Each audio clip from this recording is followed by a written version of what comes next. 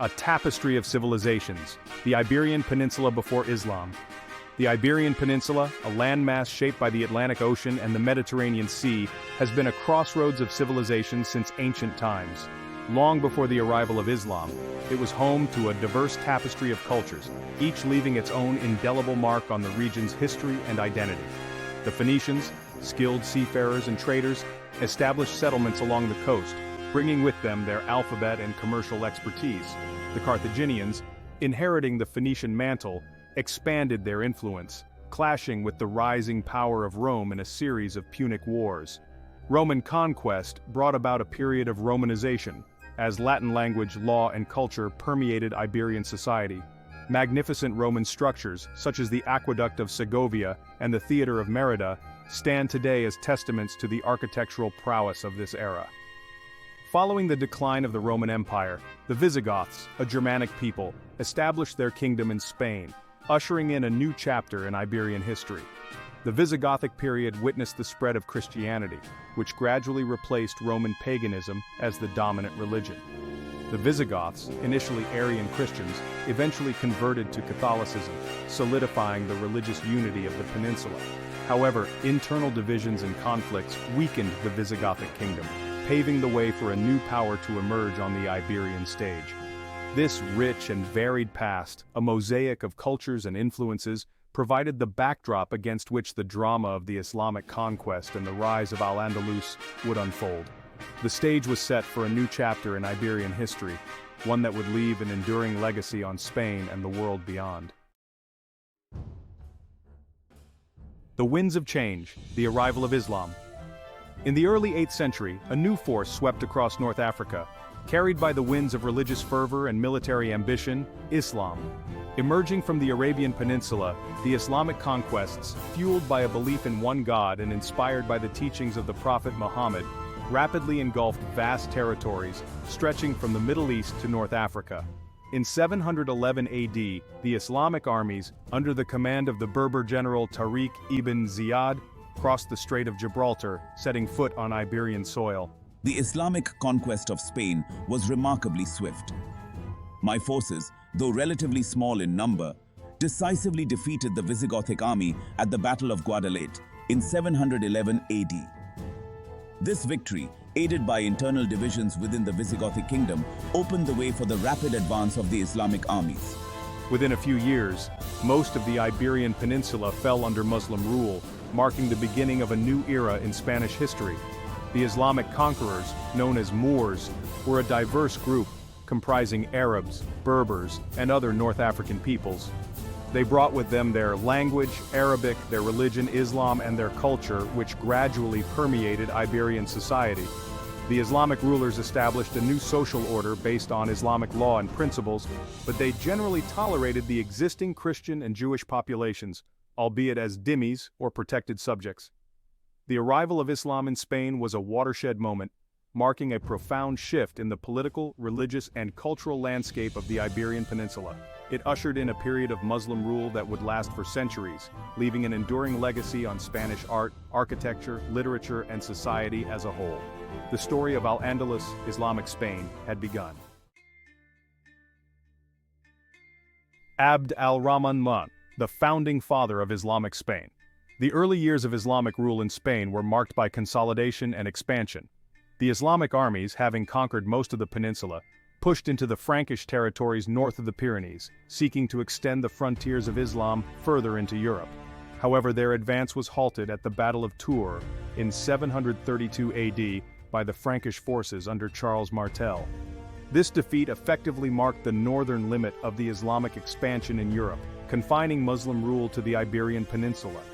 Within Spain, the Islamic rulers faced the challenge of governing a newly conquered land, inhabited by a diverse population of Muslims, Christians, and Jews. Initially, Spain was administered as a province of the Umayyad Caliphate centered in Damascus. However, following the overthrow of the Umayyads by the Abbasids in the east, a young Umayyad prince, Abd al-Rahman, escaped the massacre of his family and fled to North Africa. Abd al-Rahman, known as Al-Dakil, the Entrant, saw an opportunity to re-establish Umayyad rule in Spain. In 762 AD, I landed in Spain, rallied the support of Syrian troops loyal to my family, and defeated the existing Islamic governor, establishing myself as the ruler of Islamic Spain. With this act, Abd al-Rahman I laid the foundation for an independent emirate of Cordoba, marking a turning point in the history of Al-Andalus. Abd al-Rahman I proved to be a shrewd and capable ruler. He consolidated his power, put down rebellions, and expanded the borders of his emirate.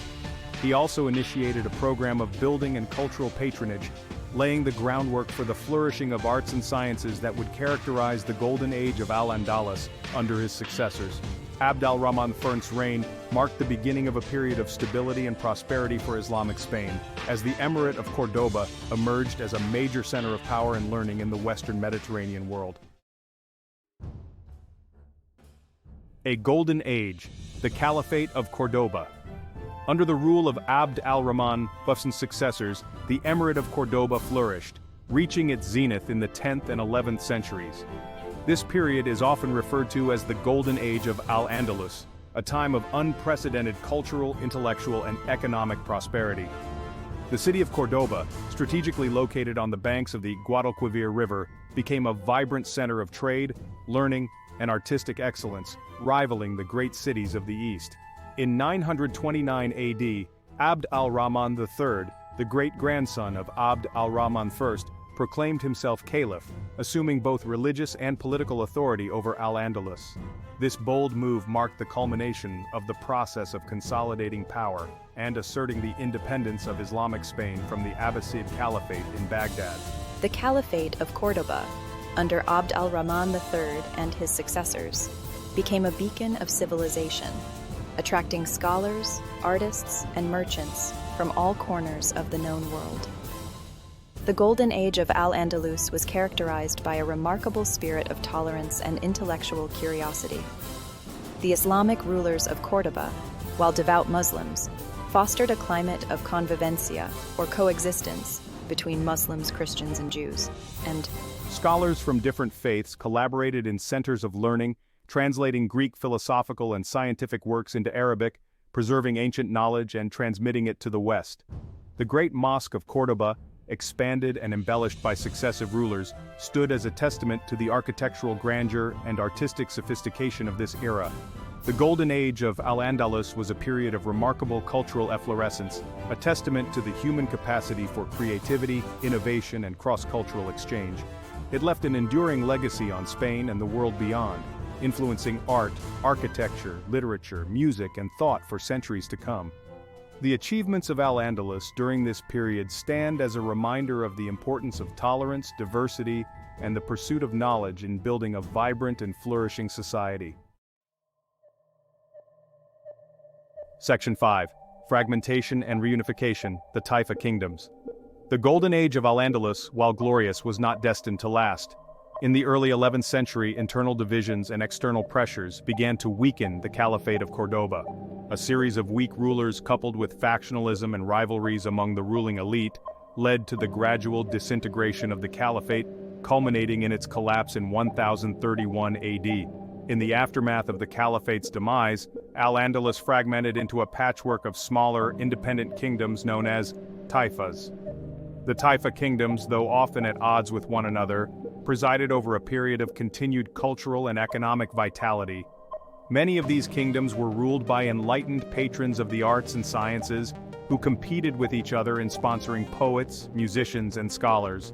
The Taifa period witnessed a flourishing of regional artistic and literary styles as each kingdom developed its own distinct cultural identity. However, the political fragmentation of Al-Andalus left it vulnerable to external threats. The Christian kingdoms of northern Spain, having gradually expanded their territories during the Taifa period, posed an increasing threat to the Muslim kingdoms of the south. To counter this threat, the Taifa rulers often sought the assistance of powerful North African dynasties, such as the Almoravids and the Almohads. These Berber empires, driven by religious zeal and expansionist ambitions, intervened in Iberian affairs, reuniting Al-Andalus under their rule and stemming the tide of the Christian Reconquista for a time. However, the reunification of Al-Andalus under the Almoravids and the Almohads proved to be temporary. Internal divisions and the resurgence of the Christian kingdoms eventually led to the decline of these North African empires and the fragmentation of Al-Andalus, once again, into a multitude of Taifa kingdoms. The stage was set for the final act in the long drama of Al-Andalus, as the Christian Reconquista entered its final phase. Section 6. The Reconquista, the gradual reconquest of Iberia. The Reconquista, the centuries-long process of Christian reconquest of the Iberian Peninsula from Muslim rule, was a complex and multifaceted phenomenon, driven by a combination of religious, political, and economic factors. From the early days of the Islamic conquest, small Christian kingdoms in the north had resisted Muslim rule, gradually expanding their territories southward. Over time, the Reconquista gained momentum, fueled by a sense of religious mission, the desire to reclaim lost lands, and the allure of wealth and power. The capture of Toledo in 1085 by Alfonso VI of Leon and Castile marked a turning point in the Reconquista, shifting the balance of power decisively in favor of the Christian kingdoms. The fall of this strategically important city, the former capital of the Visigothic kingdom, sent shockwaves throughout the Islamic world and galvanized Christian forces across Iberia. The Reconquista became a rallying cry, uniting Christian rulers and attracting knights and soldiers of fortune from across Europe, eager to participate in what was seen as a sacred crusade. The 13th century witnessed a dramatic acceleration of the Reconquista. Under the leadership of powerful kings such as Ferdinand III of Castile and James I of Aragon, the Christian kingdoms made significant territorial gains, conquering Cordoba in 1236 and Seville in 1248. The fall of these major cities, once centers of Islamic power and culture, marked a major turning point in the Reconquista, leaving only the southern kingdom of Granada as the last bastion of Islamic rule in Spain. The Reconquista was not a monolithic movement, characterized by constant warfare and unrelenting hostility between Christians and Muslims. Periods of intense conflict alternated with periods of relative peace and coexistence, as rulers on both sides engaged in diplomacy, negotiated truces, and even formed alliances against common enemies.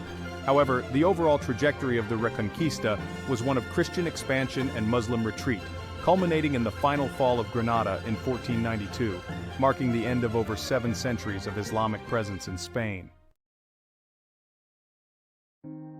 Section 7. The Fall of Granada, the End of an Era. The Emirate of Granada, established in the 13th century amidst the crumbling edifice of Al-Andalus, stood as the last vestige of Islamic rule in Spain. Ruled by the Nasrid dynasty, Granada experienced a final flowering of Islamic culture and civilization, even as the shadows of the Reconquista lengthened around it. The Alhambra, a magnificent palace complex overlooking the city of Granada, stands today as a poignant reminder of the artistic brilliance and cultural achievements of this final chapter of Al-Andalus. The Nasrid rulers, skilled diplomats and shrewd politicians, managed to preserve their independence for over 2 centuries, playing Christian kingdoms against each other and paying tribute to secure their survival. However, the internal divisions and the relentless pressure from the unified kingdoms of Castile and Aragon under Ferdinand II and Isabella II eventually sealed the fate of Granada. In 1492, after a protracted siege, the last Nasrid ruler, Muhammad IV, known as Boabdil, surrendered the keys to the city to the Catholic monarchs. The fall of Granada marked a momentous turning point in Spanish history, signaling the end of the Reconquista and the consolidation of Christian rule over the entire Iberian Peninsula. For the Catholic monarchs, Ferdinand and Isabella, the conquest of Granada was a triumph of both faith and political ambition, solidifying their power and prestige on the European stage. The fall of Granada also had profound consequences for the Muslim and Jewish populations of Spain, who faced increasing pressure to convert to Christianity or leave the country. The year 1492, etched in the annals of Spanish history, signifies not only the fall of Granada, but also the dawn of a new era for Spain. It was the year Christopher Columbus embarked on his historic voyage, which would lead to the discovery of the Americas and the rise of Spain as a global power. The year 1492 marked the end of an era and the beginning of a new chapter in Spanish history, one marked by both triumph and tragedy, exploration and conquest, and the forging of a new Spanish identity. Section 8. The enduring legacy of Al-Andalus, a cultural tapestry. The legacy of Al-Andalus, the nearly 8 centuries of Islamic presence in the Iberian Peninsula, continues to resonate in modern Spain and beyond. While the political and religious landscape of Spain was irrevocably transformed by the Reconquista, the cultural and intellectual contributions of Al-Andalus left an indelible mark on Spanish society, shaping its language, its art, its architecture, its cuisine, and its very identity. One of the most visible and enduring legacies of Al-Andalus is its architectural heritage. From the majestic Great Mosque of Cordoba to the delicate beauty of the Alhambra in Granada, Islamic architecture continues to inspire awe and admiration. The use of horseshoe arches, intricate geometric patterns, colorful tilework, and tranquil courtyards are all hallmarks of Islamic architectural style that can be seen in countless buildings and monuments across Spain. Beyond its physical structures, Al-Andalus left a rich legacy of intellectual and scientific achievements. Scholars in Al-Andalus made significant contributions to fields such as mathematics, astronomy, medicine, and philosophy, preserving and transmitting ancient Greek and Roman knowledge to the West. The works of scholars like Averroes, Avicenna, and al-Zarawi influenced European thought for centuries, contributing to the Renaissance and the scientific revolution. The influence of Al-Andalus is also evident in the Spanish language, which absorbed thousands of Arabic words during the centuries of Muslim rule. Words related to food, agriculture, architecture, and everyday life, such as almuerzo, lunch, aceituna, olive, alcoba, bedroom, and azúcar, sugar, are just a few examples of the enduring legacy of Arabic in the Spanish language. This linguistic legacy is a testament to the deep and lasting cultural exchange that took place between Muslims and Christians in Al-Andalus. Section 9 Architectural Marvels, the Physical Legacy of Al-Andalus. The architectural legacy of Al-Andalus is perhaps the most tangible and awe-inspiring testament to the cultural brilliance of Islamic Spain. From grand mosques to exquisite palaces, from soaring minarets to serene gardens, the architecture of Al-Andalus reflects a sophisticated blend of artistic influences, combining elements of Roman, Visigothic, and Islamic styles to create a unique and harmonious aesthetic. The Great Mosque of Cordoba, a UNESCO World Heritage Site, stands as a magnificent symbol of the architectural achievements of Al-Andalus. Originally a Visigothic church, the mosque was expanded and embellished over centuries by successive Muslim rulers, becoming a vast and awe-inspiring house of worship. Its iconic hypostyle hall, with its forest of columns and intricate red and white arches, is a masterpiece of Islamic architecture, a testament to the ingenuity and artistry of its builders. Another architectural gem of Al-Andalus is the Alhambra, a palatial complex overlooking the city of Granada. Built by the Nasrid dynasty, the last Muslim rulers of Spain, the Alhambra is a masterpiece of Moorish architecture, renowned for its delicate beauty, intricate decorations, and serene courtyards. The Alhambra's exquisite tile work, calligraphy, and stucco work, combined with its playful fountains and reflecting pools, create an atmosphere of tranquility and beauty. Beyond these iconic structures, the architectural legacy of Al-Andalus can be seen in countless other buildings and monuments across Spain. From the Giralda, a former minaret converted into a bell tower in Seville, to the Aljaferia Palace in Zaragoza, to the numerous bathhouses, bridges, and fortifications scattered throughout the country, the influence of Islamic architecture is pervasive, a constant reminder of the rich cultural heritage of Al-Andalus. Section 10. A Fusion of Knowledge. The Scientific and Intellectual Contributions. The intellectual and scientific contributions of Al-Andalus represent another vital aspect of its enduring legacy. During the Golden Age of Islam, scholars in Al-Andalus played a pivotal role in preserving and transmitting ancient Greek and Roman knowledge to the West, while also making original contributions to fields such as mathematics, astronomy, medicine, and philosophy. One of the most renowned scholars of Al-Andalus was Averroes, a 12th century philosopher, physician, and jurist. Known for his commentaries on the works of Aristotle, Averroes attempted to reconcile Islamic thought with Greek philosophy, influencing generations of scholars in both the Islamic world and Christian Europe. His works were translated into Latin and studied in European universities for centuries, contributing to the flourishing of scholasticism in the Middle Ages. Another prominent figure in the intellectual landscape of Al-Andalus was Avicenna, a Persian polymath whose contributions spanned medicine, philosophy, mathematics, and astronomy. His medical encyclopedia, the Canon of Medicine, was a standard textbook in European universities for centuries, while his philosophical works influenced thinkers like Thomas Aquinas. Avicenna's contributions to medicine and philosophy left an indelible mark on both the Islamic world and the West. In the field of mathematics, Al-Andalus made significant contributions, particularly in the development of algebra. The word algebra itself is derived from the Arabic al-Jabr, a mathematical concept developed by the 9th century Persian mathematician Muhammad ibn Musa al-Khwarizmi. Al-Khwarizmi's groundbreaking work, the compendious book on calculation by completion and balancing, introduced the concept of solving equations by balancing both sides, laying the foundation for modern algebra. Section 11. Al-Andalus Today. A legacy of tolerance and cultural exchange. The legacy of Al-Andalus continues to resonate in modern Spain, shaping its cultural identity and influencing contemporary dialogues on multiculturalism and tolerance. While the Reconquista brought an end to Muslim rule in Spain, the centuries of convivencia or coexistence between Muslims, Christians, and Jews in Al-Andalus left an indelible mark on Spanish society, fostering a spirit of tolerance and cultural exchange that continues to inspire. In recent years, there has been a growing interest in reclaiming and celebrating the shared heritage of Al-Andalus. Cultural festivals, exhibitions, and academic conferences dedicated to exploring the art, architecture, music, and literature of Al-Andalus are becoming increasingly popular, attracting both Spaniards and visitors from around the world. This renewed interest in Al-Andalus reflects a desire to acknowledge and understand the complex history of Spain and to appreciate the richness and diversity of its cultural heritage. The legacy of Al-Andalus also has implications for contemporary discussions about multiculturalism and interfaith dialogue.